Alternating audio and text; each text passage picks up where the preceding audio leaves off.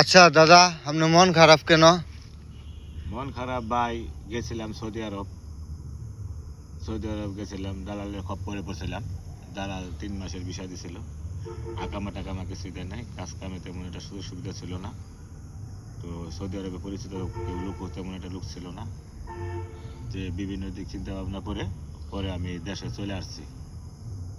তো দেশে আসতে গেলেও সৌদি আরব ঢোকা যায় সহজে, বাইরে এটা খুব কষ্ট। যাদের কাছে বৈধ কাগজপত্র না আছে, আমি পুলিশের কাছে স্যালেন্ডার করে সফর জেলের মাধ্যমে বাংলাদেশে আসছি। যদি কেউ এই সফর জেল সম্পর্কে জানতে চান, তাহলে আমার চ্যানেলটা সাবস্ক্রাইব করে সাথে থাকবেন। আমার জীবনের বাস্তব যে কাহিনীটা ঘটছে সফর জেলার ভিতরে, কি হয়েছে, কীভাবে আসলাম, কী আছে, কী নিষেধাজ্ঞা আছে, কি ভালো আছে, কি খারাপ আছে, সব দিকগুলোই আমি আপনাদের সাথে আস্তে আস্তে পর্ব ভাগ করে তুলে ধরবো। কিন্তু এখন আমি দেশের থেকে আসছি, 5 লক্ষ টাকা আমার লস। তো এটা নিয়ে আমার মনটা একটু খারাপ। তো আমার সাথে থাকবেন, আমার চ্যানেলটা সাবস্ক্রাইব করে সাথে থাকবেন। সফর জেল সম্পর্কে যত তথ্য আছে আমার বাস্তব অভিজ্ঞতা থেকে আপনাদের কাছে আমি শেয়ার করব। আপনার যত প্রশ্ন আছে সব প্রশ্ন আমাকে করতে পারবেন, কোনো সমস্যা নাই। আমি সফর জেল সম্পর্কে সব ধরনের অভিজ্ঞতা অর্জন করে দেশে আসছি। আমি আপনাদেরকে সব কিছুই তুলে ধরবো।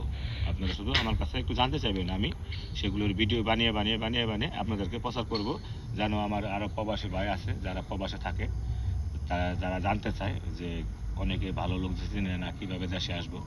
আমি কিন্তু আমার 3 মাসের বিষয় আমার ওভারটা হয়ে গেছে, আমার কাছে কোনো আকামা ছিল না, কাজ ছিল না। তো তখন আমি অবৈধ হয়ে গেছিলাম। তখন আমি ওই যে কোনো উপায়ে ভালো সুযোগ দেখে ধরে যে কীভাবে দেশে যাওয়া যায়। তো আমি সবচেয়ে সোজা বুদ্ধি পাইলাম যে পুলিশের কাছে স্যালেন্ডার করলে পরে কইরা ধরা দিয়ে দেশে যেতে পারলে পরে তাইলে আর কোনো সমস্যা নাই, আরামে যাওয়া যায়, সমস্যা হয় না, এইভাবে যাওয়া যায়। তো আমি এই ব্যাপারগুলো নিয়ে জানছি, শুনছি, তারপরে আমি নিজে এইভাবেই পুলিশের কাছে স্যালেন্ডার করে দালালের মাধ্যমে দালাল ধরে টাকা দিয়া, সৌদি আরবে রিয়াল দিয়া দালাল ধইরা আমি সেই দালালের সাথে যোগাযোগ কইরা আমি মক্কা থেকে ধরা দিয়া আমি 5 দিন সফর জেলের ভিতরে থাকতে 5 দিন জেল কেটে আমি সফলভাবে বাংলাদেশে আসছি।